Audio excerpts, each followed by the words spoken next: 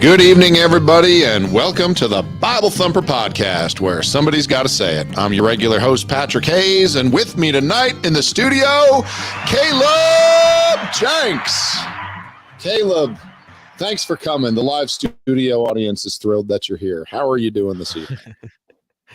It's good to be on here again. It's been a while. It's been too long. I know. So Caleb was actually the guy that I started this podcast with. I want to say it's been 4 years now. Caleb, I'm not sure if you are aware of this, but this is actually our 4th season. We started it at the beginning of the year, and I don't know what episode we're on, but this is season 4. So we've been going for 4 calendar years, and we are almost up to 150 episodes. We're getting pretty.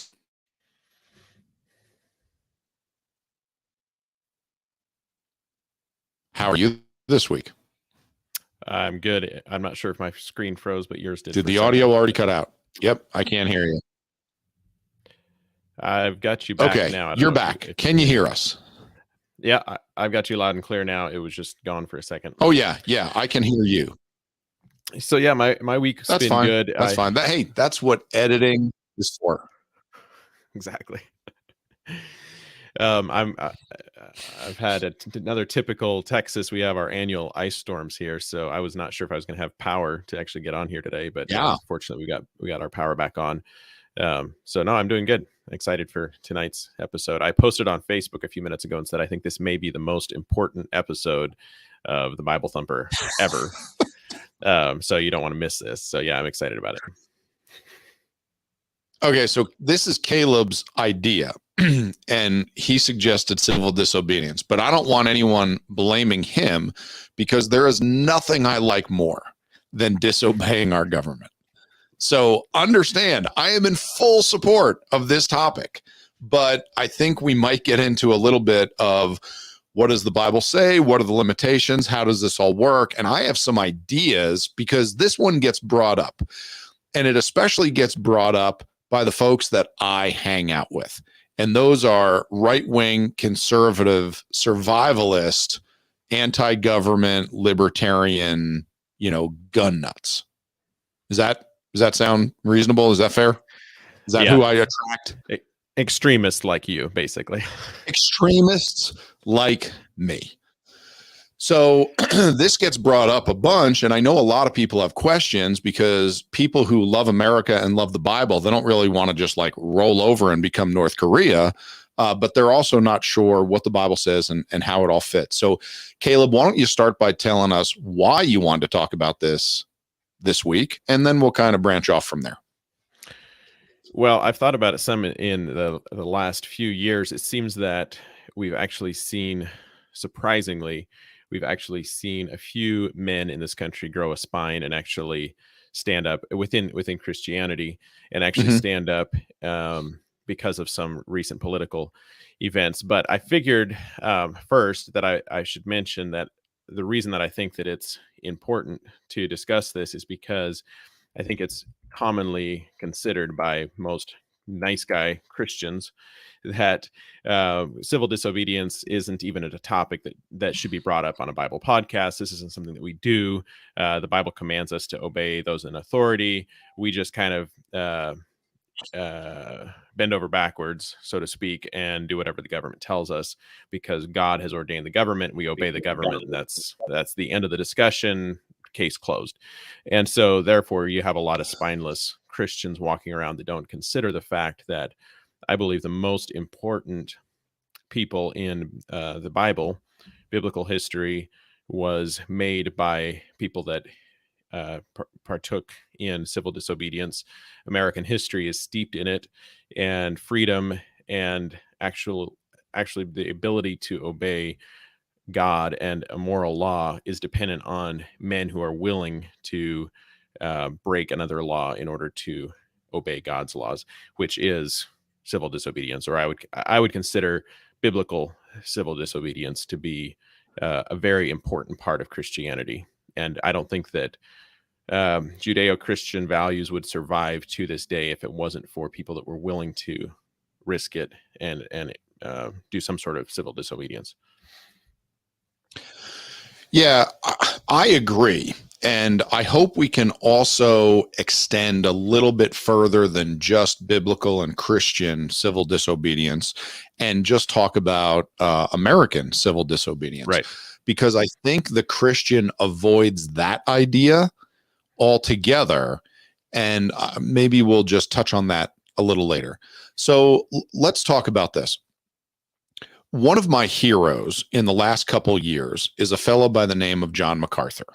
Have you followed any of him and his church and the restrictions that they were under and and COVID. everything that was right? Yeah. So they were obviously and John please, MacArthur never read Romans 13. He's just a terrible Christian, terrible preacher. Yeah. He disobeyed the government. So not a what nice happened? And this is a short story and a paraphrase, but so please look it up and check my facts. It's a very popular story. You can find it anywhere.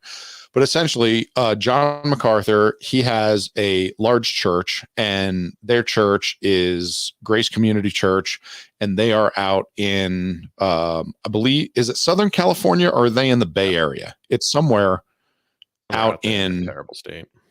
Yeah, they're somewhere out in there in that terrible state of California. And when the restrictions started coming in for what had to be locked down, John MacArthur basically said, we're not doing any of that. We don't care what you say. If you're going to have the strip clubs and the liquor stores and, the pot stores and the casinos open, then we can stay open too. Okay, there's no reason that we're going to shut down. It's nonsense. And they were threatened by the governor and his, state officials. And they said, we're going to come and arrest you. And he said, I don't care. Go ahead and arrest me. As a matter of fact, what he said was, that's fine. I've never had much of a jail ministry. I'd be happy to start one. And that was it. It was like, that's fine. I can do this in jail just as well as I can do this from my pulpit. And then they said, we're going to fine you, so much money a day. And of course, it was just an obscene, ridiculously high amount. And again, he said, I don't care. We're not shutting our church, and that's the end of it. And he really set the bar in a lot of ways as far as a pastor that was just fine with telling the government to go, jump in a lake.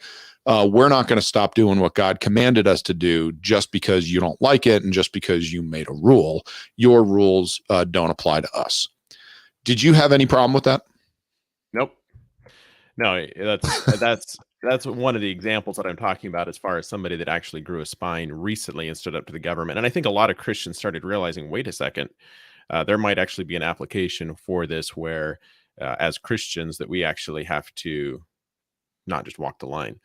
So I think it's actually really cool that it's come to the point that Christians realize this is a possible option. Yes. And to give a little bit of history for our church, the Church of Grace here in Grand Junction, Colorado, a little bit smaller than John MacArthur's church, not quite as successful.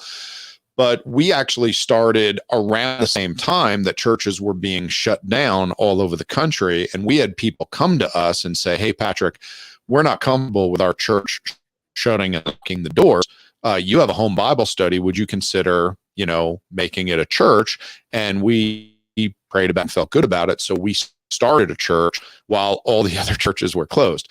And we met in our home. So we really didn't face any kind of, pressure to close the doors because nobody knew that we had doors that needed to be closed. And we didn't have a sign out front of our house. But now we do. We're no longer in our house. It's been 2.5 years and we've moved into a church building and we're renting it from them. So when the next pandemic comes around, we'll definitely have a story to tell because we had the same idea. We're going to hold church. And if people want to come, they're going to come. And if people don't, they don't. And that's fine. People can stay home. They can watch things virtually, but that's up to the individual. Right. The pastor should not shut the church. And I will just say, shame on you for the pastors that actually listen to the government and shut the church. Keep in mind, let me give you a little pep talk here, pastors. The day you close your church, you don't have to decide. It will be like Belarus when they just kidnap you from your home in the middle of the night. And when your people show up, the church has been bulldozed and there's a pile of rubble there. That's when you close the doors to the church. when they've already been dismantled, because it doesn't matter. And you're off in a room somewhere being tortured and having your fingers cut off because they want to know who's a member of your church. Okay, that's when the church closes. But you don't have to think about it. That's the great thing about being a pastor. You never have to decide when the church closes. You just keep the doors open. And then you get arrested and you get taken away. And then one of the other good men in your church, he opens the doors and then he gets arrested and taken away. And pretty soon there's no one left and the jails are full. And then you're having church in there anyhow. But that's that's when the church doors close. They don't close because the government comes and tells you to do it. That's ridiculous. And that is not just a American modern new idea. This goes back to the very first century, the early church. This is Peter, James, all the apostles actually died doing civil disobedience. They were told to shut up and not talk about Jesus. And they said, no, we're not going to stop preaching, even though it meant that they eventually received the death penalty for their civil disobedience. So this isn't just like a new concept. It's that pastors in America are like, oh, maybe we shouldn't shut the church doors because of COVID. You know, this is a foundational element of preaching the gospel. If you're a preacher, you preach even when they tell you to shut up. It's not an option. It's a biblical command, and the apostles understood this, and they were willing to pay with their life. Yeah, and I'm not going to try to find the spot in the book of Acts, or maybe I will once you take over and start chit-chatting a little bit more. But there is a portion in the scriptures where John and Peter, I think it was, were out preaching the gospel right outside of the synagogue, and they were told not to do it, and they were told to go away, or else we're going to beat you and we're going to arrest you. I'm going to find it real quick. Acts chapter 5. Yeah, go ahead. I don't. I knew it was early on in Acts, but I don't remember. Acts chapter 5. Let's go to verse. No, it's not 5. We want to be in 4. Okay, in verse 13. Now, when they saw the boldness of Peter and John and perceived that they were unlearned and ignorant men, they marveled, and they took knowledge of them that they had been with Jesus. And beholding the man which was healed, standing with them, they could say nothing against it. But when they had commanded them to go aside out of the council, they conferred among themselves, saying, what shall we do to these men? Okay. And what they ended up coming down to was in verse 18, and they called them, talking about Peter and John, and they called them and commanded them not to speak at all, nor teach in the name of Jesus. Verse 19, okay. But Peter and John answered and said unto them, whether it be right in the sight of God to hearken unto you more than God, judge ye. So they were just, thumbing their nose at the authorities, and they're like, look, we were commanded by God to preach the gospel. So, if you think we should listen to you over God, that's up to you. You can go ahead and judge that, but we're going to be out here tomorrow doing it again. And they were. So the very next chapter, in chapter 5, so when they had brought them, they set them before the council, and the high priest asked them, saying, Did not we straitly command you that you should not teach in this name? And behold, ye have filled Jerusalem with your doctrine, and intend to bring this man's blood upon us. Then Peter and the other apostles answered and said, we ought to obey God rather than men. Yeah. So, yeah. So, that's a very clear story. And there are several others. You can look into the book of Daniel with Shadrach, Meshach, and Abednego, and the, 90-foot tall golden statue of Nebuchadnezzar. You can look at Daniel later on when he is commanded not to pray, and he gets cast into the den of lions because of that. We see this all throughout the Bible. Hebrew midwives were, to me, are some of the most courageous and important people that preserved the biblical story by not obeying the order that was given to them to kill every child. And I think they did it somewhat imperfectly, because they then lied about it. They didn't say, well, no, we're not going to obey this. They said, actually, the Hebrew women give birth so fast that we can't make it there in time to kill the baby. We just get old and bada bing, the baby's already there. I don't know what to tell you. So you could question if that was a perfect application of biblical civil disobedience, but it says that God honored it and gave them families because of it. So obviously God approved of their civil disobedience. Absolutely. So this idea is not new. When God commands us to do something, when God commands us not to do something, we must obey God, and it doesn't matter what the government says. And what you have to do is you have to reconcile what are the ramifications of that before you carry out the will of God. And you just have to say, all right, well, I mean, if I get arrested, I get arrested. Folks, let me tell you, I'm a pastor and I've been arrested a lot. It's not that bad. Okay, it's just not. We're not talking about, the days of Paul when you're cast into a Roman prison and beaten. I mean, for crying out loud, this is not a big deal at all. If we're not willing to stand up for God in America today, then Lord help us when real persecution starts to come to these shores. Okay, Caleb. So do you go ahead. remember reading about Henry David Thoreau in your high school history? No, you must have gone to a private school, a public school. And no, we were in, what year was that? Junior year or senior year? I don't know. At some point in my history, I remember reading about him. So I bought a book and read on him and then read his thesis. The only reason I was asking is junior year, we were just finishing up Green Eggs and Ham. So okay. I don't know if that would be the natural step after that, but I didn't get there. So go ahead and please tell us.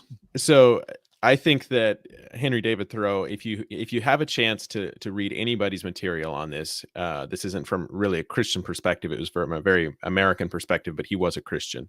But he was a guy that was upset with the current American administration. I can't even remember who the president was, but it was the guy that declared war on Mexico because of the dispute with the Texas-Mexico border. So this president, before getting approval from Congress, declares war on Mexico. It's an all-out war on Mexico. And he also was trying to go to war with Britain again. And he also was enforcing hunting down and returning slaves that had escaped from their owners. And it was during the abolition movement where people were saying that slaves should go free. And he said, you guys are crazy fanatics. This is, that's not practical. We're not going to do that. We're going to hunt the slaves down and return them.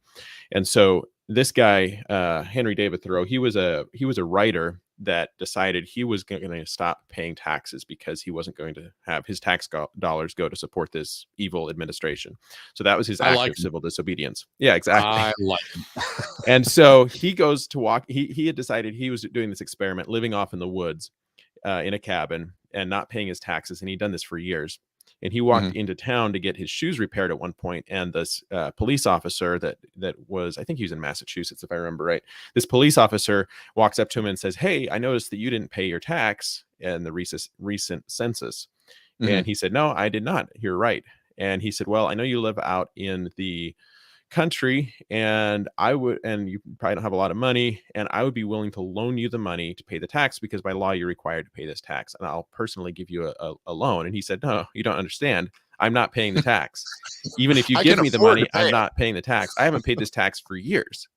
Yeah. And the police officer says, "Well, you're a decent man, and this puts me in an awkward position, but by law you're required to pay this tax. So if you're not going to pay it, then I have to arrest you."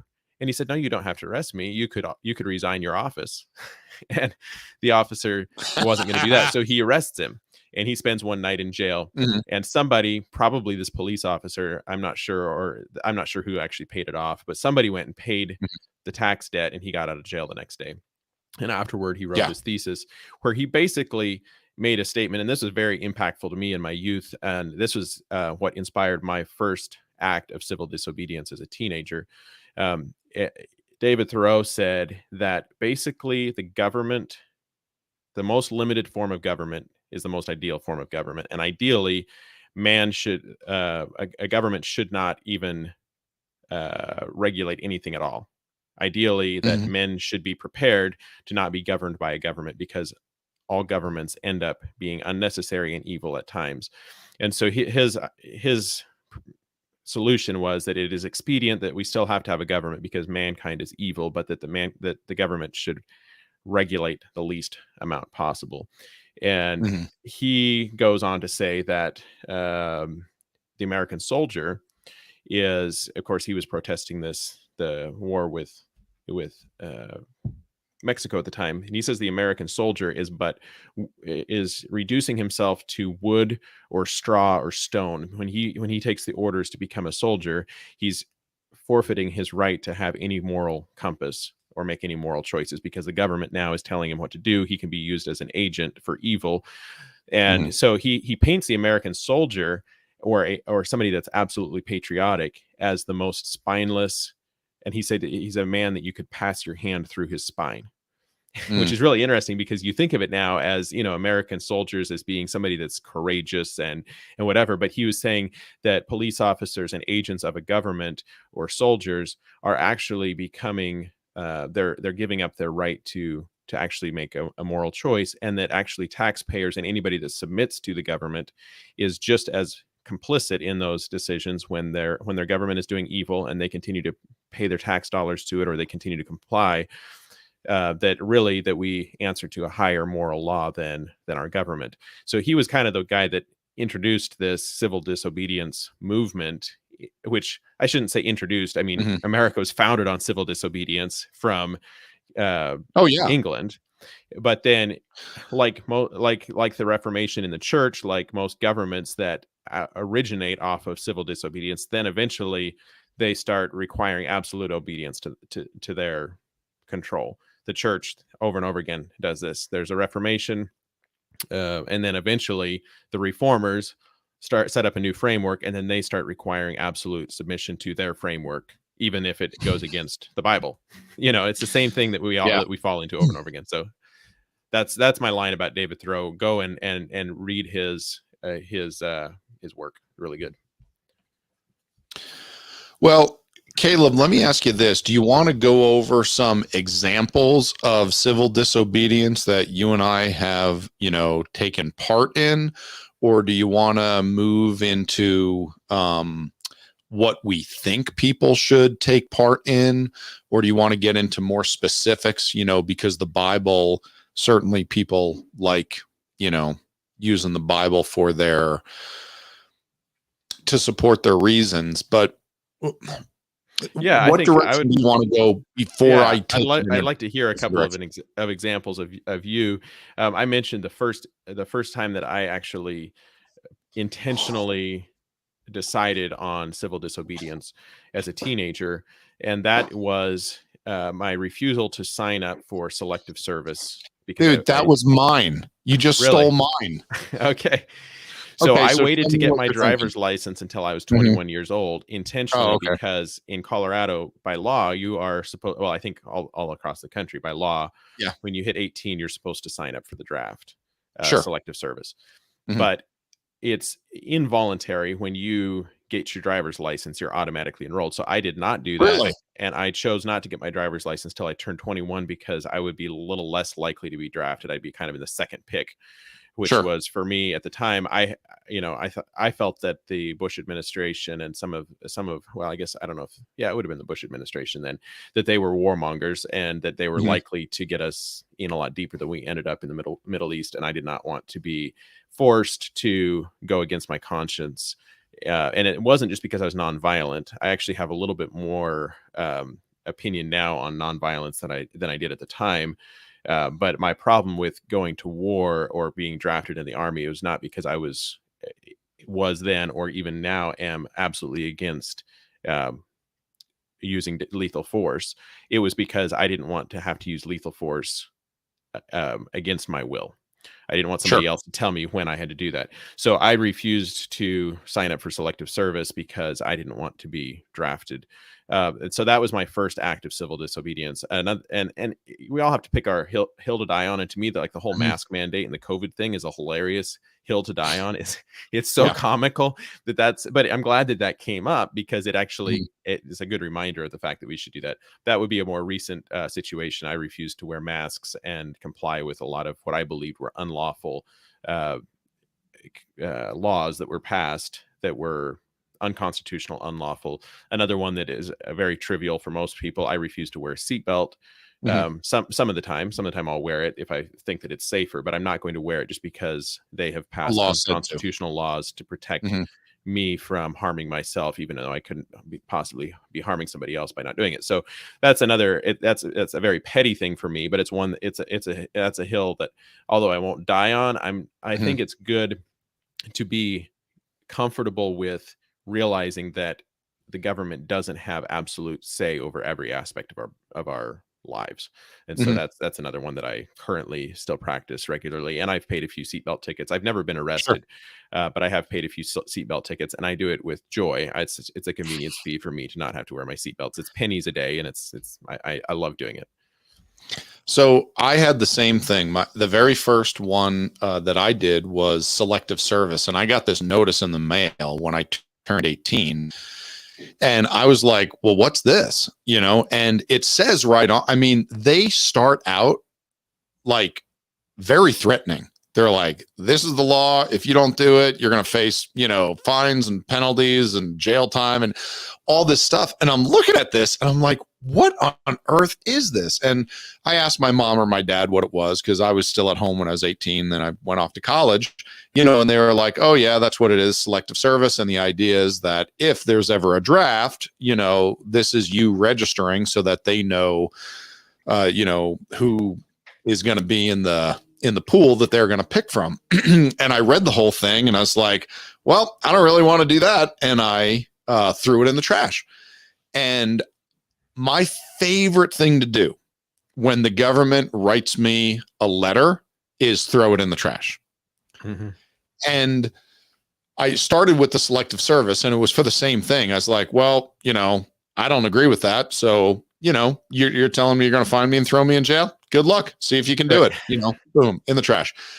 We had one that came up just recently, and we had an Airbnb that we started on our farm because we had this little studio apartment.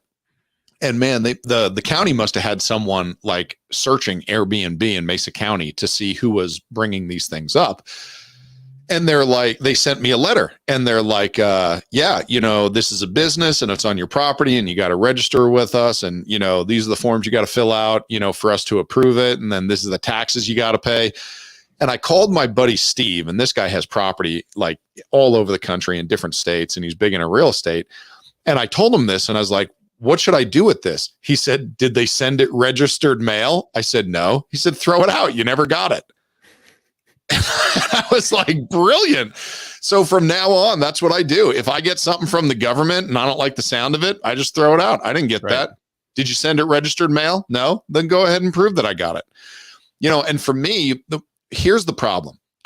People don't understand that the way that you fight back against an oppressive government is in many ways. And only one of them has to do with riots and Molotov cocktails, okay? And that is the least preferred way to fight back against an oppressive regime. But the way that you fight back against an oppressive regime to make sure that you never have to stand in the street throwing Molotov cocktails is, to fight back against any small injustice that comes up. So for me, anytime you say, oh, I'm not going to die on that hill, my motto is die on every hill. Okay. Right. Anytime you can get into a fight, do it. Okay. And make your fight an intelligent one, because you know that the government is working outside of its boundaries. But what happens is, even though it does work outside of its boundaries, unless someone is there to hold the government accountable, what people don't understand is that the government is happy to break the law. The government will break the law all over the place to tread on your rights and your freedoms at every chance they get. And the only way they stop doing that is if people stand up to them. But people have it in their head that if the government does it, therefore it is righteous. The government does it, it must be righteous. That's not the truth. The government breaks the law constantly. In every state, on every level, the federal government breaks the law, the county government breaks the law, the state government breaks the law. They all break the law, and they do it all the time. And they're constantly pushing the boundaries to see if you will just comply, because they know they don't really need a law, and they don't need a legal law. And yes, there are such things as legal and illegal laws. They don't need a legal law. What they need is you to believe that you have to do it, and then for you to comply. So in the same way, it was a couple of years ago, I got a notice in the mail for the census. Okay, so I don't remember what, amendment to the Constitution it was, but there's going to be a census from time to time. All right. And Right. they are going to go around and they want to know how many people live in this house, and, and they want to know other information. They want to know if you have livestock or agriculture, and they want to know these different things. And it mostly has to do with the number of people that affects the number of Tax votes. dollars. You got it. Yeah, I mean, that's what it comes down to. So I got this thing that said the census, and it wanted you to fill it out, and I threw it out. And I got another one in the mail months later, and I took that and I threw that one out. And then I had someone from the federal government show up at my house and knock on my door, and they said, "Hi, I'm from the Census Bureau." And I said, "Great, get off my property." And they're like, "What?" And I said, "Get off my property. You're not welcome on my property." And they're like, "I have a constitutional right to be here." And I said, you want to see what else the Constitution gives me the right to do? So I got out my AK-47 and I walked out there, and they're like, "What the hell?" I said, "I have a right to hold this, and I'm going to stand right next to you holding this while, because you're on my property and I don't want you here. I don't trust you as far as I can throw you. If you feel uncomfortable, you can call the police, or you can just leave my property. Okay, but just understand that if you do anything that I feel is threatening, okay, I am here and able to protect myself." Okay, they were gone in like a minute, and they never came back. And they're like, and what? They're like, "Why don't you want, all we want to know is how many people live here." I was like, "You don't have a right to know anything about me or my family. I don't trust you. Get lost." Now, I understand most people aren't going to do that. Agriculture? It is. Yeah. So I've had the Department of the Agriculture and the Department of the Interior come here. Yep. They want to know, do you have any cows? How many cows do you have? How many acres do you have? What do you grow here? And they want to know. Why do they want to know that? Why do they want to know that? They want to know that so when they start seizing property, they know where to go. That's why they want to know that, because there might be a day when they need cows. So they want to know what property to go to steal your cows. That's but every all. Property owner, what else could they possibly want to know that for? They assume that you want your government grants for your crop insurance and your this and your that, and so you're going to give them all the details in the world such that you can comply and you can keep getting the government benefits. Whereas for somebody like you with a small farm, you're not dealing with crop insurance anything. No. Yeah, you don't care, but they want to still know everything that my mom actually just got the same thing for her property, and she called me the other day, and I said, "You know what I would do? I would throw it in the trash." She's like, "Well, it says here by law I'm required to fill it out." And I said, and then what? Just so you know, and this is good for everyone to know, I looked it up. The last time someone was charged and prosecuted for not complying with the Census Bureau was back in the 1800s, and they served $100 fine. Yeah, okay, it's not worth my time for $100 to fill out their 5-page questionnaire. So next time, they come on your property and you tell them not too politely with a gun on your side to get lost, crumple up $100 bill and throw it in their face and say, "There, I paid the fine. Get lost." Done. I'm not doing it. Okay, find me twice. I don't care. I'm not playing the game. There are plenty of people that are going to play the game. I'm not one of them. Figure it out. Anyway, was that uplifting? Did that encourage anyone? I'm just going to read. I found this. Okay, go ahead. You read something, and then I want to quote something when you're done. Go ahead. Okay. So I just looked this David Thoreau writing up, and I'm just going to read a little snippet of it. A common and natural result of an undue respect for law is that you may see a file of soldiers, colonel, captain, corporal, privates, powder monkeys, and all marching in admirable order over a hill and dale to the wars against their wills, against their common sense and consciences, which makes it very steep marching indeed, and produces a palpitation of the heart. They have no doubt that it is a damnable business of which they are concerned, yet they are all peaceably inclined. Now, what are they? Men men at all, or small movable forts and magazines at the service of some unscrupulous man in power. Visit the Navy Yard and behold a Marine, such a man as an American government can make, or such as it can make a man with its black arts, a mere shadow of and reminiscence of humanity, a man laid out alive and standing, and already, as one may say, buried under arms, with funeral accompaniments, though it may be. Not a drum was heard, not a funeral note. At his course the rampart we hurried. Not a soldier discharged his farewell shot, or the grave our hero we buried. The mass of men serve the state thus, not as men, but mainly as machines with their bodies. They are the standing army and the militia, jailers, constables, posse, etc. In most cases, there is no free exercise whatsoever of the judgment or of the moral sense, but they put themselves on a level with wood and earth and stones, and wooden men can perhaps be manufactured that will serve the purpose as well. Such command no more respect of men, no more respect than men of straw or lump of dirt. They have the same worth only as horses and dogs. Yet, as these even are commonly esteemed as good citizens, others, as most legislators, politicians, lawyers, ministers, and office holders, serve the state chiefly with their heads, and they rarely make any moral distinctions. They are as likely to serve the devil without intending it as God. A very few as heroes, patriots, martyrs, reformers in the great sense, and men serve the state with their consciences also, and so necessarily resist it for the most part, and they are commonly treated as enemies by it. A wise man will only be useful as a man, and will not submit to be clay and to stop a hole that keep the wind away, but to leave that office to the dust at least. I'm not going to continue reading. This is a very, very long piece, but it's the point that you're making there is that you recognize the fact that when somebody has sold their soul to be an agent for the government and come knock on your door and collect information that they have no right to take, that they're a representative of a unjust and unconstitutional, unlawful government. And so therefore you're willing to resist that in every form, which is, a lot of people say, well, it's don't shoot the messenger, so to speak. How are you going to go after a government agent that's, the whole back the blue movements, for instance, Trump was very big on that, backing the police officers or whatever. Well, you can only back them as long as they're actually going to enforce laws and protect the rights of the citizens who they are there to serve and protect. If you're a lawful citizen, they should be there to protect you and protect your rights, and you're the one that writes their paycheck.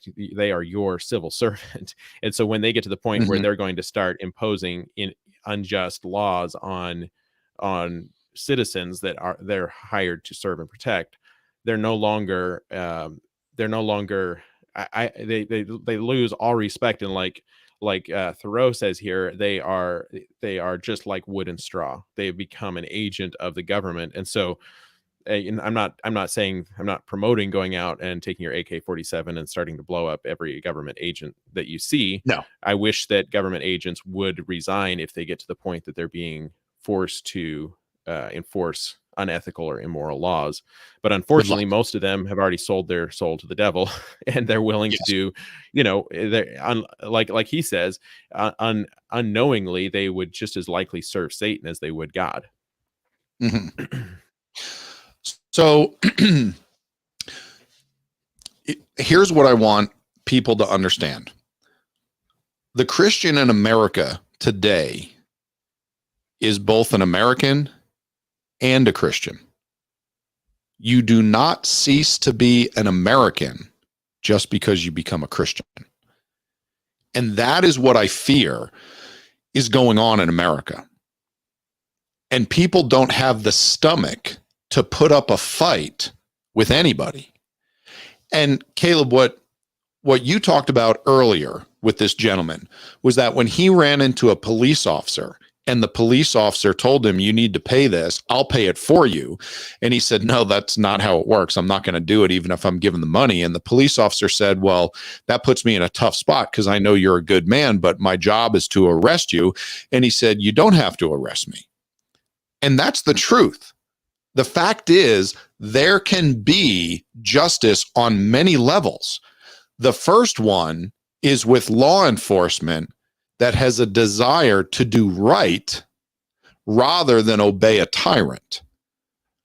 And I would say that even though Henry David Thoreau suggested that the police officer could resign from his position, the police officer could very well just have ignored what was going on because he knew that it was an abuse.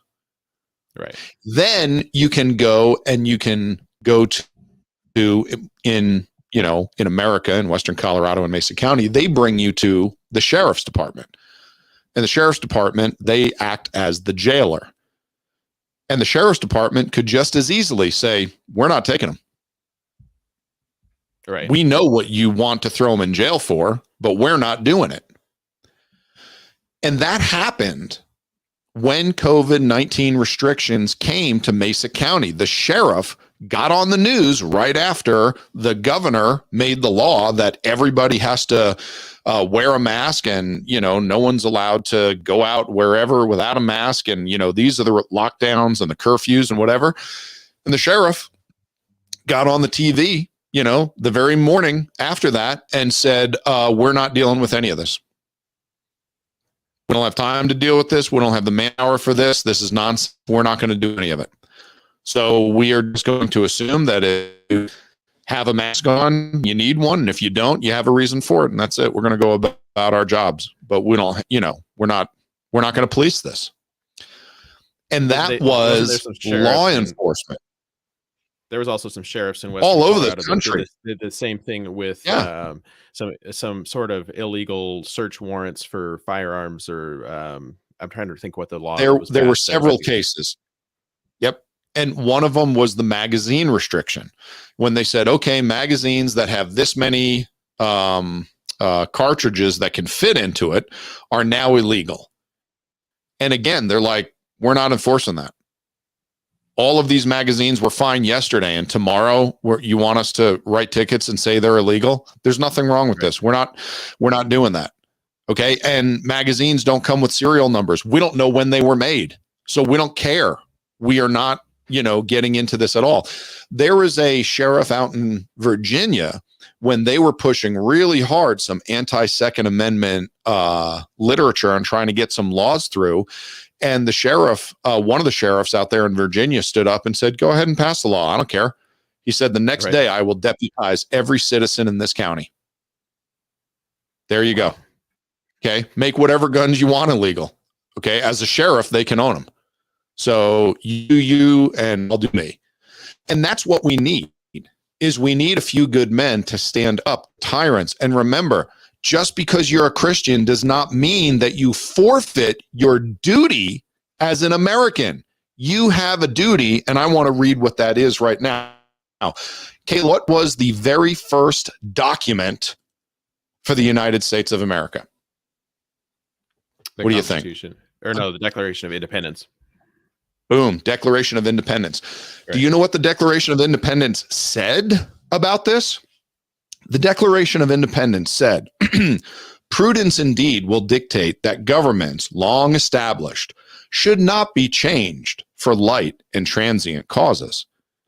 And accordingly, all experience hath shown that mankind are more disposed to suffer while evils are sufferable than to right themselves by abolishing the forms to which they are accustomed. But when a long train of abuses and usurpations. I always stumble at that one. I had to memorize this. I think. So, usurpations. Thank you. But when a long train of abuses and usurpations, pursuing invariably the same object, evidences a design to reduce them under absolute despotism, you ready for this? It is the right, it is their duty to throw off such government and to provide new guards for their future security. Do you realize, friends, that the very first document of the United States of America said, we are no longer British. We are no longer citizens of the crown. We are now our own country. And as soon as this brand new country becomes to be despotic, it is the duty of every man in this country to forcibly remove that government. That is what the Declaration of Independence says is the duty of the American man. And we get all upset because, oh, someone didn't wear a mask when they were supposed to. And you were supposed to take up arms, and with force. That means with violence and blood, overthrow the current government and put in one that works. That's your duty. When did we become so soft and effeminate? Well, and I've reiterated this over and over again, and it's a very unpopular opinion of mine. But the January 6th riot was the most American thing that I've seen in my lifetime. That was the closest to a revolution that I've ever seen us come. And it showed me very clearly that 99% of the politicians in Washington, D.C., to me, are traitors against the American people, because the Capitol building and the halls that those politicians serve in, that belongs to the American people. And so for the American people to stand up and say, what's happening is wrong, we're going to take a stand, you guys are cheating, you're lying, we're going to take it. Was 100% a peaceful protest. I have an issue with some protests that we've seen recently where there's looting and rioting and things that are done that are, to me as a Christian, I couldn't participate in. Those are they're unbiblical civil disobedience, where you're going and destroying other people's property and that type of thing. The January 6th situation was people going into the Congress. They didn't fire a shot. I'm sorry, the Capitol building. They didn't fire a shot, and they didn't have guns. Yeah, they took some pictures in there. What kind of an overthrow is it when you don't bring guns? Right. No, I mean, it's embarrassing. It's embarrassing what a bunch of softies they were.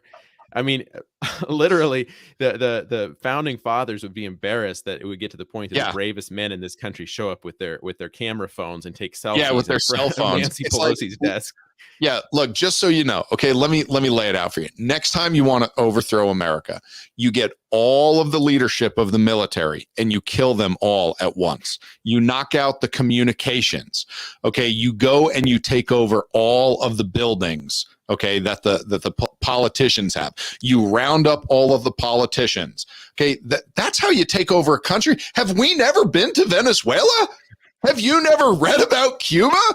You don't just walk in, 20 of you, to a Capitol building with phones and video cameras and say, we're here to take over. That's a joke. It wasn't an insurrection. No one was trying to take over. It was a bunch of people doing a peaceful protest. Yes, they broke some stuff. Yes, I think they stole a few things. No, they should not have done any of that. I understand all that, but stop calling it an insurrection. That's a joke. You want to know what an insurrection is? Talk to Robespierre. Okay, they gathered every single Frenchman that they could find, and they set up a guillotine in the street, and they cut their heads off. And then they went and found their families, and they cut their heads off. And then they got their maids and their butlers and their servants, and they cut their heads off. And they found everybody that ever supported the crown, even for a moment, and they found them, and they rounded them, and they cut their heads off. Okay, that is an insurrection. Blood in the streets. Right. Hey, a bunch of people that are dressed up and are upset, walking into a public building is not an insurrection. So stop calling it one. Right. Well, and the fact that politicians on both sides didn't listen to the American people and say, hey, there's a problem. Let's sit down and talk. Yeah. Let's listen. Maybe we should. Yeah, instead, it's like, you guys are a bunch of traitors. We're going to put you in jail because this is the most anti-American thing that we've ever seen. You guys are not patriotic. To me, I lost faith in so many politicians that I actually thought were decent patriots. And when they started coming up and condemning the January 6th riot as un-American and as terrorists and as traitors or whatever, they lost my confidence. And so I think that we've been conditioned to think in this country that, okay, we're given a choice between the lesser of two evils, and we make our decisions at the ballot box. And outside of that, that's the only decision, the only time that we can have an influence, which is baloney. They get, it's a false sense of saying, okay, I'm going to stand for what is right as long as the majority goes along with me and we get the vote our way. But then if we lose the election, then I'm not going to do anything. Well, that's the same thing that happened in Nazi Germany. And Hitler would have had absolutely no power if the people in Germany hadn't submitted to his unlawful requests. It started one thing after another, no different than the mask mandates and stuff here. They started putting registration cards and numbers and markings on the Jewish people, and one thing after another, it led up to the fact that eventually he amassed a huge enough following that there was other men that did his evil deeds for him. So if there would have been civil disobedience from the start, he would have never gained the power to do what he did. So the evil was actually carried out by willing participants that submitted to this perceived authority, which it was unconstitutional. And that was proved when these guys were tried at the Nuremberg trials, where they said, well, we were just obeying the law of the land. And they said, no, there's a law that's higher than the law of the land, and you violated that moral law. Yeah, we were, anytime I get into an argument with a government official, I always bait them into saying, well, I'm just following orders. Right. Like, that's all I am trying to get them to say, just so I can laugh in their face and point out what they just said. It's like, guys, don't see, that's the problem. The government official, where you really need to start seeing civil disobedience is within the government. Right. It should not be from the people. Do you know why politicians were so upset with the January 6th, kerfuffle? That's the most serious word we'll use to describe it. The January 6th kerfuffle. I will not say insurrection because it's a joke. Right. Nancy Pelosi is a joke. Chuck Schumer is a joke. So yes, during the January 6th kerfuffle, do you know why so many politicians got so upset, both on the left and the right, conservative and Democrat? Do you know why they got so upset? Because for the first time in their lives, they feared the American people. Right. And they just can't have that. Yeah. And what people don't understand is that is the normal state government officials should always be under. They should always be under a state of fear. And people will say, well, Patrick, that just doesn't sound right. And that definitely doesn't sound Christian. I don't know. That sounds kind of, a little extreme. Really? Do you fear the IRS? How do you feel when you get a letter in the mail from the IRS? Because last time I got a letter, they weren't just checking in to see how I'm doing. They weren't wishing me a happy birthday. Okay, all they do is come in and they threaten that we are going to take away your property. We are going to seize your funds. We are going to make your life miserable. They operate on fear. I know loan sharks that are kinder than the IRS. Right. That's what the government operates on, is fear and intimidation. And the way the government was supposed to be set up is that the federal government was supposed to be so small that they constantly feared the U.S. citizen. And it got flipped on its head to now, all of a sudden, we fear the FBI, we fear the NSA, we fear the IRS, we fear all these different agencies of the government. They are supposed to fear you. That's the way it's supposed to work. And they are so big and they are so out of control, and they keep pushing and pushing and pushing, and nobody is willing to stand up because we're all scared. So, yeah, January 6th kerfuffle. Sheep. Yeah. Yep. And honestly, a lot of Christians are about the worst as far as being Christians are the worst. Sheep, because they feel like they're morally obligated. Yeah, I mentioned Romans 13, but I'm just going to read this and take this in the context of the fact that Paul, like I mentioned already, Paul eventually served. He was executed because of his civil disobedience.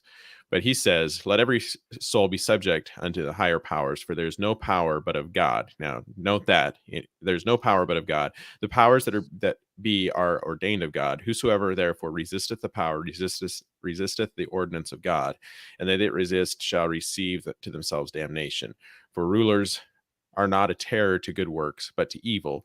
Wilt thou then not be afraid of the power? Do that which is good, and thou shalt have praise of the same. And he wrote this to the Romans during the time of Nero's terror on the Christians, because Nero was suspected of starting a fire that burned down a large A part of the large city, portion of Rome, and he and he says we're going to blamed blame it we're on going to the make the Christians. Christians scapegoats because nobody likes them anyways. And Mhm. so he writes this to the church in Rome at the time that was being persecuted by Nero, one of the most evil men of the day, and one of the most powerful men in the world. And he says, be subject to the rulers. But I think it has to be taken in context. But if you just read this verse in Romans 13 and you say, okay, well, case closed, I'm a There it Christian, I is. just have Whatever to they protect say, myself to that's what anything and goes. everything. But he says there's no power but of God. The powers that are ordained of God. So I think that he recognizes that there is a higher moral law that he's responsible to, and that is of God. Yes, God has ordained governments, and keep in mind that originally the reason that God even allowed this was because he said that we had rejected him and wanted to set up for ourselves kings to be like the nations around us. So it's an imperfect form of government, but God has allowed this to exist. Keep in mind also one thing as far as paying taxes. I'm not advocating that people don't pay their taxes, but this is I probably a am. more I'd evil like to see administration. everyone stop like this year, just everybody, I all at believe this once. is a more evil Prosecute all of administration us. currently that's promoting. I mean, slavery is about as bad as it gets. I mean, slavery Sure. was a dark mark on American history. They were regulating the breeding of slaves and selling them, Mhm. and they were Yeah. treated as merchandise. The government was chasing them Sure. down, hunting them down, returning them to their owners. It was a terrible, terrible time. However, as bad as it was, most of them were allowed to live. And now we have had a administration that kills the babies, just like Pharaoh had required the Midwives. Hebrews to do. And so we have an evil movement that's been going on politically, and yet people just subject themselves to it, and then they laugh at Christians for making a stink about the pro-life movement. They're like, oh, come on, guys, just forget about it. It's not a big deal. It's a medical procedure, whatever. So to me, this is, I believe that it's, Jesus didn't actually willfully pay his tax. He waited until they came after him and they were like, hey, you haven't paid your tax. He's like, okay, fine, I'll pay my tax. And he said, render unto Mhm. Caesar what is Caesar's, and unto God what is Yep. God. Our body, our lives, our souls belong to God. And the decisions that we make are the most, you could be the most insignificant person. And if you absolutely submit yourself to God and are willing to disobey another ordinance that is unlawful according to God's law, I believe that you can be just as powerful as many of the Bible heroes that chose us. Daniel, Shadrach, Meshach, and Abednego. They weren't significant people. These Hebrew midwives, they weren't significant. Yet their names get recorded in history. And the Pharaoh, which probably would have been one of the most powerful men at the time, his name isn't even recorded. We don't even know what the guy's name was. It just was the Pharaoh. Yep. But those Hebrew midwives, they were insignificant, basically maids, servants. And yet their names get recorded and they go down in history as, I would consider them to be more influential or circumstantial than Martin Luther King or Nelson Mandela or Gandhi or some of these more recent people that promoted human rights and were civil disobedience. I think that you can't underestimate the power of a few men choosing to stand up and say, you know what? No, we're not going to do this. We're not going to go along. We're not going to comply. And like you said with MacArthur out there in California, it's a small thing, but it made a big splash. He's like, no, Yep. you know what?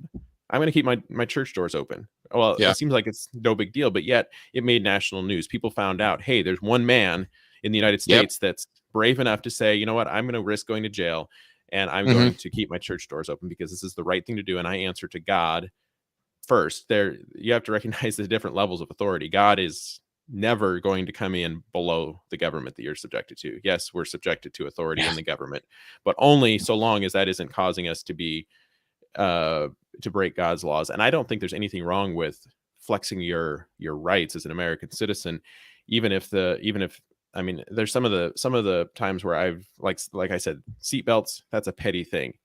But I Mhm. don't feel like I'm biblically required by God's law to submit to an unnecessary, unconstitutional law that's made. I have some freedoms and rights as an American citizen that I'm provided that they weren't necessarily provided in Bible times. Romans had some Yeah. rights, and Paul and some of them, they exercised their rights, even though it wasn't for some greater good, for somebody else, to protect some unborn life, or some greater good. They were protecting their own rights and saying, no, I have rights as a Roman citizen. I'm going to use these, and you're not going to beat me like you would somebody that wasn't a Roman citizen. So I think that there's nothing wrong with us kind of exercising our rights with civil disobedience, even if it's not something that is explicitly going against the Bible. Like if they tell you to go and kill somebody, obviously you can rebel against that, but I don't think it has to stop there. And I'm not arrogant enough to say that I think I have the perfect prescription for how is the perfect way for Christians to civilly disobey the government. But I think that there's a lot more room for us to do it and to take a stand and to retain our rights. Because just like I said with the Nazis, it was one step after another, and it took them down this road where eventually the German citizens were doing the most horrendous thing to their fellow citizens that they could have ever imagined, and none of them would have initially signed up for. Yeah, the one thing I do want to make clear to everyone is I'm talking about two different types of civil disobedience. One that is biblically required by the Christian, and that's what Caleb mentioned, which is any time that the government makes a law or commands us or forbids us to do something that goes directly against the Bible. It's not a good idea to disobey the government. You are required under God's law to disobey the government. Okay, you cannot just obey the government because obeying God would be difficult or because there would be consequences that would be unpleasant. You are required as a Christian. Do you understand that you already have a king and no elected official will ever supersede your king? There's only one that you are ever to bow down to, and that is King Jesus. And other than that, you never bow the knee, ever. I don't care who it is. The second thing that I'm talking about is civil disobedience required as an American citizen. And I think that the reason we bring that up is because Christians think they are exempt from fighting back against a tyrannical government. And you are not. You need to put in effort against the government as a Christian. But you also need to put in effort against the government in order to be an American. And that is the only way you are going to guarantee your freedoms, is if someone is willing to fight for it. And just because you're a Christian doesn't give you an exemption on the second idea. You are still an American citizen and you're still required to fight against tyranny. And we're probably not going to go overseas and fight against tyranny. We're going to do it right here. And it's very important that any chance we get to do that, we do that. The government needs to see that they are not the one in charge. They are not the one that has the power. Okay, they certainly do not have the numbers. And as a Christian, if you, I'll be honest, you're just a joke if you're not willing to stand up against the government in America. God help you, don't ever become a missionary. Don't ever do any work in Venezuela. Don't ever do any work down in Argentina. Because those governments are a lot less friendly than ours. When you think about it, some situations of civil disobedience, when you think about it, it's actually almost the ultimate form of obedience. Yes. Because you're willing to submit yourself to an unjust law. Think about Rosa Parks, for instance, African-American lady that's required to get up and give her seat to a white person on a bus. And she says, no, I'm not going to do it. Nope, not doing it. And she realizes it's an unjust law, and she's willing to pay the fine or the jail time and be arrested for, and by her doing so, she's willing to submit herself to a worse punishment than she would have had to just get up and give her seat. The same thing with this Henry David Thoreau. He could have. Hold on. Stop for 1 second. Stop for 1 second. This needs to be reiterated. What Caleb is talking about with Rosa Parks, she is a national hero. They were talking about putting her picture on money. Right. And what she did was she rebelled against a tyrant. Oh, an old woman decided to stand up against the government. And we honor her in history books today. And grown men are scared to stand up against a government where they might get a $20 fine. That's what I'm talking about. There is a time to do it. And it is not you don't think Rosa Parks was a Christian? Right. She was a black woman that grew up in the South. I guarantee she went to church every Sunday. I would bet my paycheck that she was a Christian. It didn't stop her. She saw a tyrannical law, an unjust law, and she said, no, it stops right now. I'm done with it. Right. And like I said, she has more courage and more honor than most Christian men I know. Go ahead, Caleb. I'm sorry for interrupting you. It was a great point, and I wanted to hammer it home a little more. Well, the same thing goes for so many other people. When you think about it, they actually inconvenienced themselves substantially and submitted themselves to unnecessary torture for a cause that they believed in. If you think about this David Thoreau guy, he could have just let the sheriff pay his tax for him. He could have said, "No, what? I'm not going to do that, and I'm going to punch you in the face." But instead, he's like, "That's fine. Arrest me. I'll go spend the night in jail." He submitted himself to it, and he said that night that he spent the night in jail, he said that he felt like he was more free in jail than all the other townspeople that were out there walking past the window of his jail and paying their taxes. He said, "I'm more free than all of them are." And he realized he'd never been in jail. I don't know that he ever was in jail again since then. The same thing with Martin Luther King. He said, I don't know the quote, but he basically said that the ultimate form of obedience is civil disobedience. When you choose to disobey an unjust law, that you're submitting yourself to an unjust government in a more severe way by being arrested or being mistreated for it. The same thing with some of the guys in the Bible that we were talking about earlier. There's situations there. I think what was the deal with King Saul ordered that wasn't Solomon. Which one of his sons was it that ate the honey after he had commanded that none of his soldiers eat anything? And I think it was Solomon that went through, or one of his sons, I can't remember. He went through and he ate some honey to strengthen himself because he was weak. And then when King Saul finds out, he orders that his son be put to death. And the soldiers rebelled against Saul and said, no, let not, a hero like, no, it was Jonathan. It was Jonathan, not Solomon. It was Jonathan that had eaten the honey, and they refused to go and kill him, and they disobeyed the king's order and saved Jonathan's life. That was civil disobedience for what they knew was an unjust order. It was a immoral order that they've been given, and they disobeyed it. And you look at what ended up happening with Jonathan in his life later on. He lived a very significant life that would have been cut short had those soldiers that had signed their life away to the king. They chose to disobey, but they had the power to actually, do something significant. So like to your earlier point, it would be one of the most effective things is when actual government officials stand up and say, no, we're going to do right rather than what we're ordered. Mm-hmm.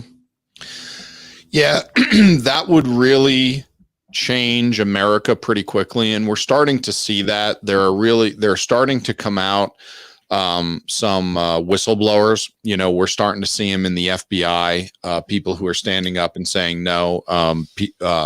People are engaged in illegal actions and they are trampling on Americans' rights. There are people like who is it? The fellow that Edward Snowden. Okay, yeah. I love Edward Snowden. I think what he did was great. Wait, I thought the politicians told me he was a traitor.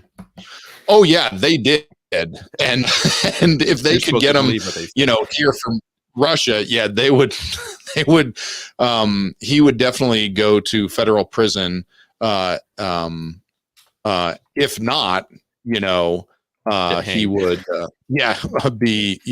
He might commit suicide. Right. But honestly, the way that I see it is guys like Edward Snowden, Julian Assange, these guys, they are trying to get the truth out about a tyrannical government. And if you read Edward Snowden's book, okay, if you watch one of the documentaries or they even made a movie about him, I mean, you will see that this guy was a genius. He was involved in the highest level of cybersecurity for the United States of America. He worked for the CIA, for the NSA, for the Department of Defense.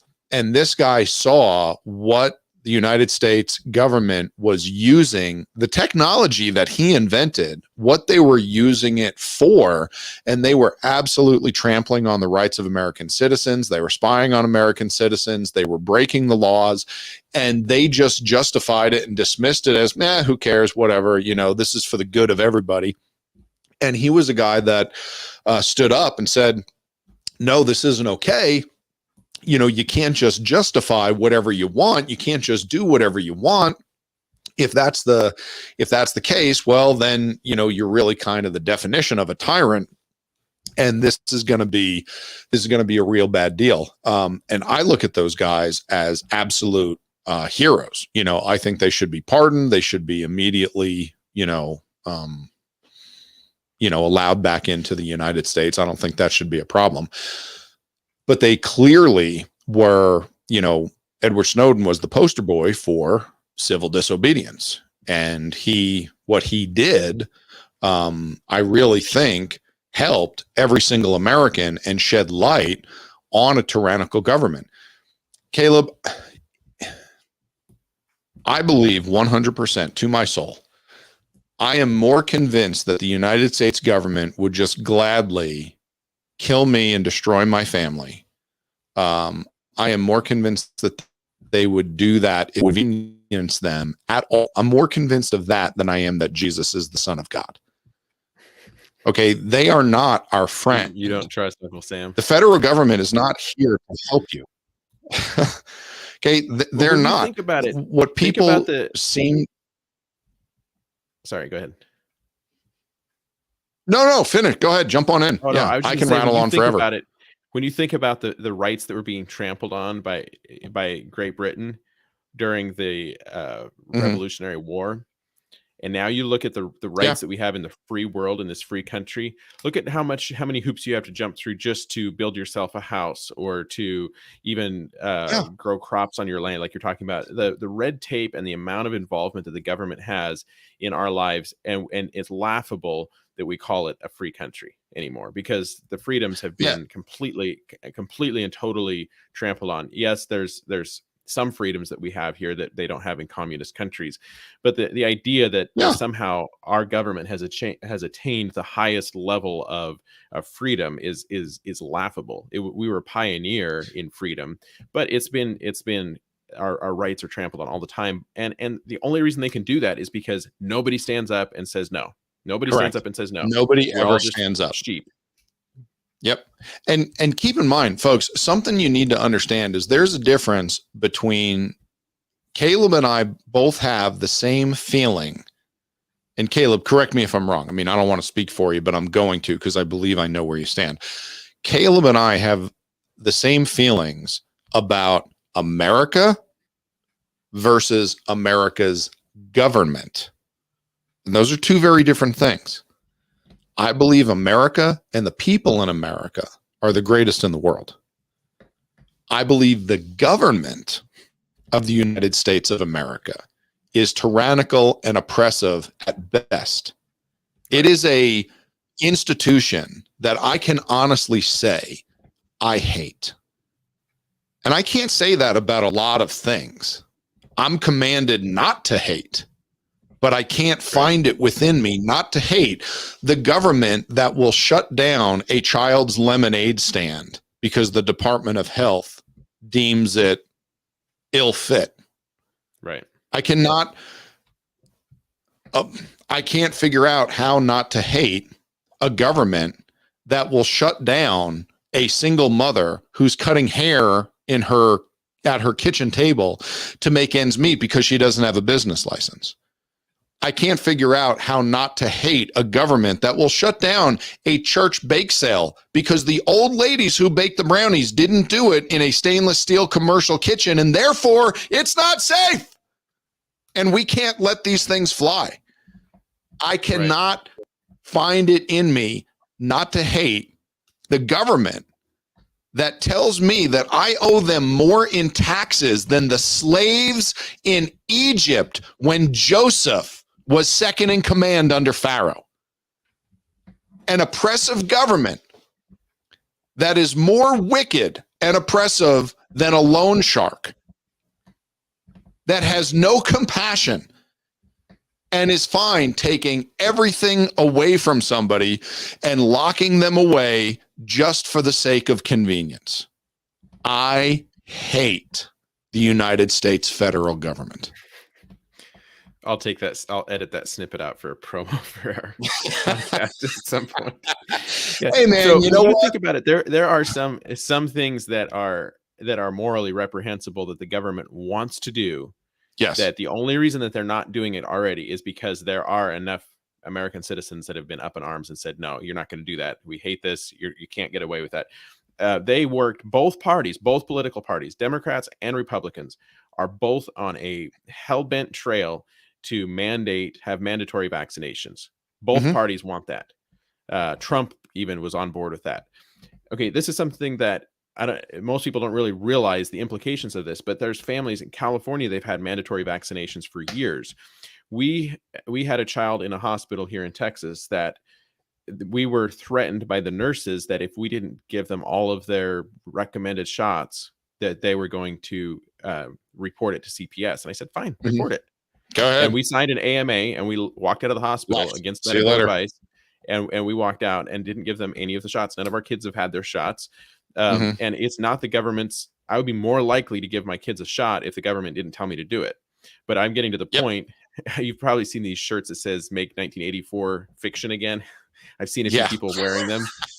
If you've ever watched the 1984 movie, I've gotten to the point that if the government tells me something, I believe that it's absolutely the opposite. I'm more likely to believe the opposite of what the government tells me. Because they're dishonest, they're unethical, they're immoral, and they are willing to take, in many situations, already in California, they've taken children away from their parents because the parents made a different medical decision than what the government deemed was right for their child, including gender surgeries, gender modification therapies, including vaccinations, including all sorts of things that the government has absolutely no say in. And they're using the education system and schools as their enforcers and sneaking their agents in. It's infiltrated by absolute demonic evil on all levels of this government. There is evil all over the place. I'm not saying there's not good people in the government, but there is plenty to hate about the U.S. government. Plenty to hate about the U.S. government. Yeah, I'll tell you what, Caleb, my wife and I have been talking about it because, so Caleb, I got a joke for you. What is the best part today about being a conspiracy theorist? What's the best part about being a conspiracy theorist in America today? What, nothing surprises you? No myocarditis. No myocarditis. Okay, I don't get it. I'm apparently not a very good. I'm not a very good. So myocarditis is the major side effect. That is a heart condition that we who are concerned about the actual level of health of the COVID shots are seeing as far as a side effect for people that are getting the shot. So anyway, we're not tipping over dead in the middle of these interviews and podcasts because we got a COVID vaccine. I'm not. Yeah, exactly. That's the best part of being a conspiracy theorist today is no myocarditis. Anyway, so my wife and I were talking about it, about the COVID shot. And, you want the COVID shot? Great, get it. Get 5. I could care less. But I get to make the choice for me, and I get to make the choice for my family, and you get to make the choice for you and your family. And, my wife and I are very much against it. We do not trust it whatsoever. And when people are shocked by that, I'm like, you have to be the dumbest white man in America to be shocked by me not trusting the government. Right. Did you watch the news for the last 2 years? Because they said one thing and then came back and said the other within the same week. So I was lied to by doctors. I was lied to by congressmen. I was lied to by the White House press secretary. I was lied to by the president. I was lied to by Anthony Fauci. I was lied to by more doctors. I was lied to by the health department. They kept going back and forth about so many issues. And it was so comical because anyone that followed it and anyone that was on my side, which is I'm not confident about this thing yet, so I'm going to hold off. Anyone on that side was watching all of the same videos, which were a montage that never ended of the government saying one thing and 2 days later saying the exact opposite, and just going back and forth. And it was like 1984 doublespeak, where they're like, oh yeah, that never happened, and you don't know what you're talking about, and for you to say that we said something different, you're a conspiracy theorist. And it's like, dude, it happened this week. Like, we all saw it. What are you talking about? And for me, people were asking, like, why on earth are you not okay with the shot? I'm like, guys, they lost this one.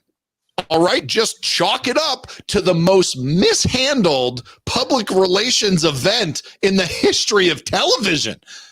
You are so far away from anyone trusting you. It's over. Just cash this one in, count it as a loss, lick your wounds, and get ready for the next one. Because you have lied to us so many times that I don't believe anything anymore. Right. So just stop telling me anything. I will do my own homework. I don't need your help. And I'm going to form my own conclusions. And if my conclusion ends up me and my whole family die because we don't have some magic syrup injected into our arm, then so be it. That's what, hey, God bless America. I can do that. Okay, I can sit at home eating sticks of butter and 2-liter bottles of Coca-Cola poured all over my lucky arms for 3 meals a day until my heart explodes of a heart attack. So if I can do that, then guess what? I can also decide what shots I want and don't want yet. And is over. So you can go ahead and you can take out as many ads as you want and have as many commercials. You can take out ads on that Super Bowl halftime show. Not going to help me get my shot. And I hate to tell you, I know I'm less than 20% of all America, but there will be bodies in the street before I get a shot. Okay, there is no way. If people haven't gotten the shot and the boosters by now, it's over. You are down to the group that is wearing a tinfoil hat with a rifle in their hand, waiting for you to show up with a syringe. It is not going to happen. Our children already don't go to your schools because we don't trust you. We homeschool our children because we think you people are monsters. Okay, it is never going to happen. And my wife, who already has a little bit of anxiety that she works through, is like, man, every time I hear about, them, they're going to force the shot and they're going to do it in the schools and you can't do this and they're going to get it like that. And she's like, I'm so concerned that they're going to force the shot on our kids. And it's like, sweetie, don't worry. I got enough ammunition to fight off all of Mesa County. They are not getting a shot in any of our family's arms. They will give up before then. And the idea that we think that the government has the right to do that. Okay, if the government has the right to make medical decisions for you, then you have already crossed over the line into Nazi Germany. You are already there in 1940 when they're saying we're going to give forced vasectomies to mentally retarded people or physically handicapped people. All get forced vasectomies because we can't have them breed anymore. What's wrong with that, Caleb? It's a medical decision. And wouldn't that be better for society? Okay. And people are like, oh, you're a conspiracy theorist. You're a crazy person comparing it to that. You're a moron. You're a moron if you don't see that. And I don't have time to talk to morons. And not just a moron, but you become involved. So for our honeymoon, my wife and I went and we visited a bunch of concentration camps and we visited the Danish Resistance Museum. And that was for your honeymoon? Yeah, for our honeymoon. It was the James family knows how to party. But the evil medical experiments that they ended up carrying out and Joseph Mengele? The most abominable, horrific things that happened over there. And it all started because people subjected themselves to this tyranny. Yep. And again, the Danish Resistance Museum, it was amazing just to see how many different people over there in Europe that were, civil disobedience to save lives, that ended up doing these underground networks and smuggling people away from the Nazi regime. Yeah, I wish when we were there, I was like, man, that would be really cool to live during that era. You think about Dietrich Bonhoeffer, Some people Oh, kind that of are guy is my critical. hero. Yeah. Holy cow. Some people are critical of him because he actually was involved in a plot to try to assassinate Hitler. Well, Yeah, that would be the it's for him. most, yeah, exactly. That would be the most honorable. I would love to Yes. have been back there in that plot and give my life. He was hanged because of his involvement in that. They recognized evil and they didn't go along with it, and they said, no, we're not going to do it. We're going to resist. Um, and and the funny thing is so there's some in the Anabaptist movement, which I'm pretty intimately familiar with, and another church group that's local here that I have history with, that would have kind of esteemed Bonhoeffer and some of these what would you call them?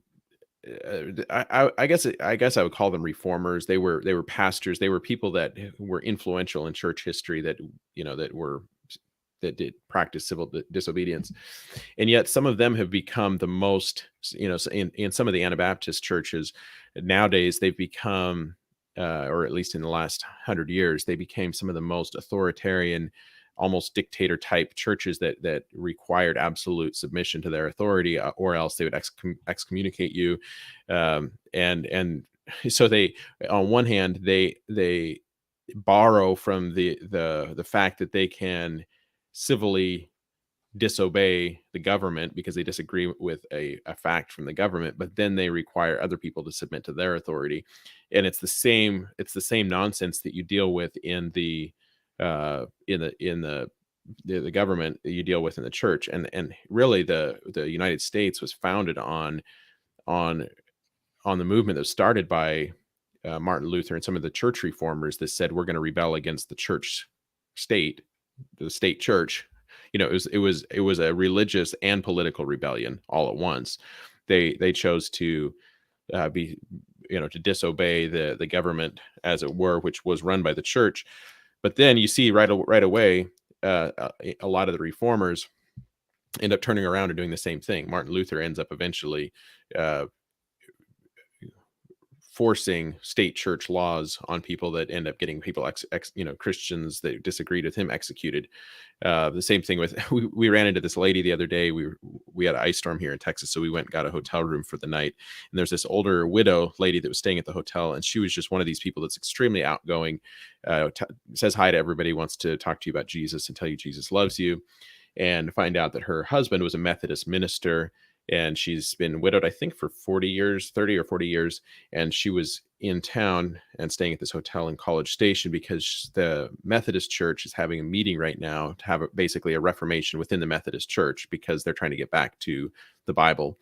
And so they're going to, I think it's going to be the Global Methodist Church is branching off from the United Methodist Church, because the United Methodist Church has decided to become socially inclusive and politically correct and allow, gay marriage and whatever all they're starting to allow.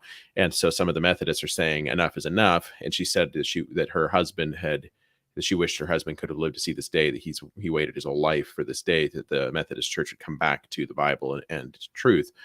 And I said, well, if you think about it, John Wesley, as a church reformer, would have wanted exactly this to happen. He would have wanted people to follow biblical truth rather than, going with the vote. And it's the same danger that the church falls into, that Christians fall into, that societies fall into, where you just go with the mob, and it's very dangerous. When you become a sheep and you go with the mob and you're never willing to stand up and say, know what? The Bible says this is right. This is what I'm doing, whether you like it or not. This is what I'm doing. So do you know, we were talking, or you started off mentioning the pastor in Germany, and I just lost his name, Bonhoeffer, Dietrich Bonhoeffer, and how some people were less than supportive of him because he was involved in one of the plots to assassinate Hitler. So do you know about, there is actually a resistance museum in Germany? And it is about all the Germans, civilian and military, who tried to stop Hitler during World War II. And there is a statue in a memorial, as a memorial in a courtyard, where one firing squad executed several members of one of these missions, and where the statue is, it's written obviously in German but translated in English. You did not bear the shame, you resisted. You bestowed the eternally vigilant symbol of change by sacrificing your impassioned lives for freedom, justice, and honor.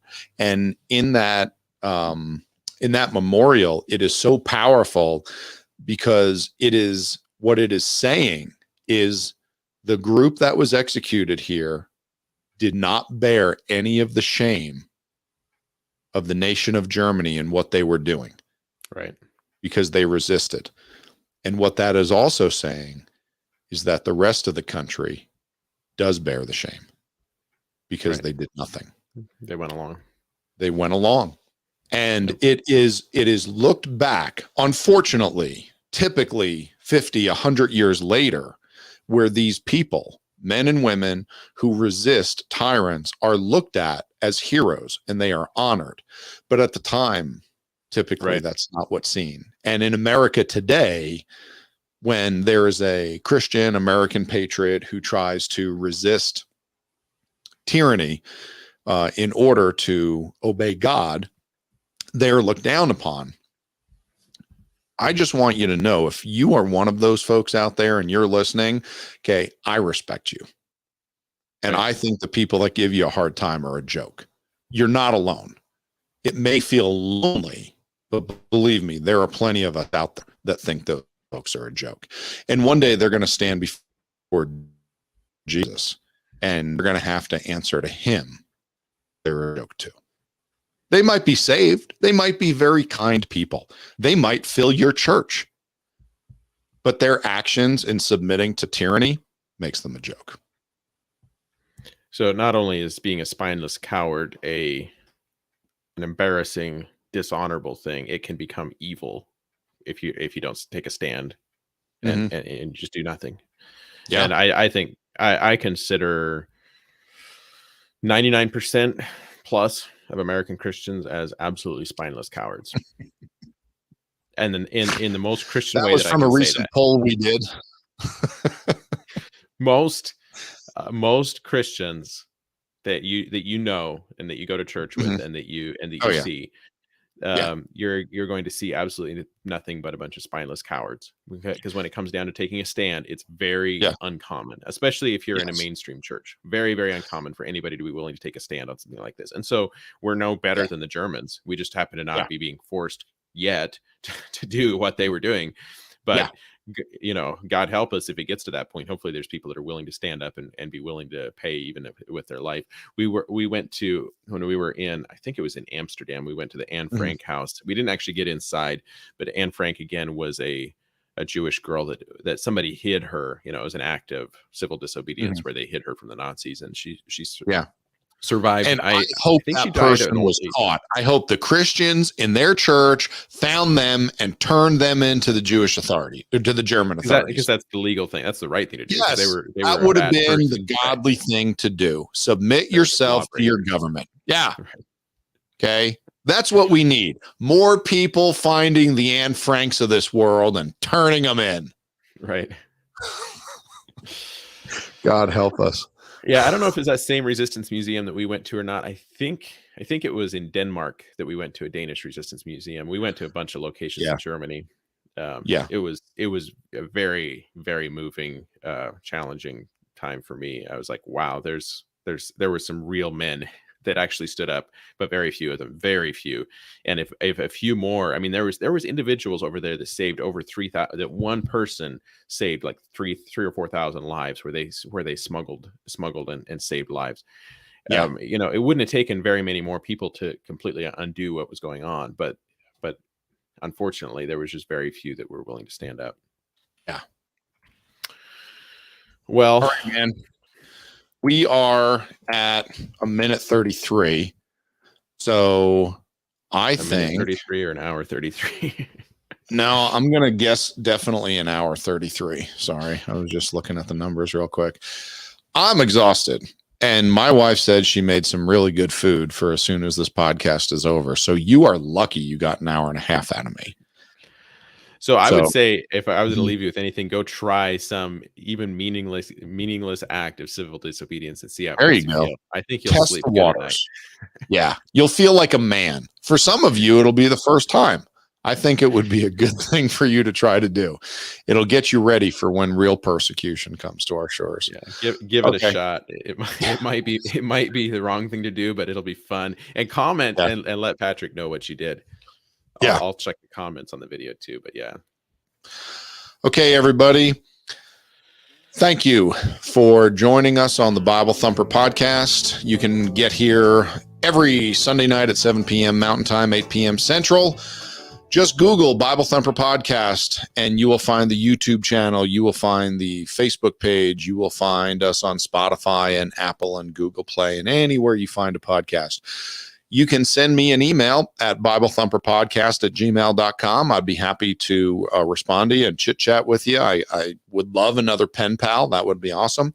And if you're ever in Grand Junction, Colorado, you can visit us at the Church of Grace. We meet every Friday night at 6:30.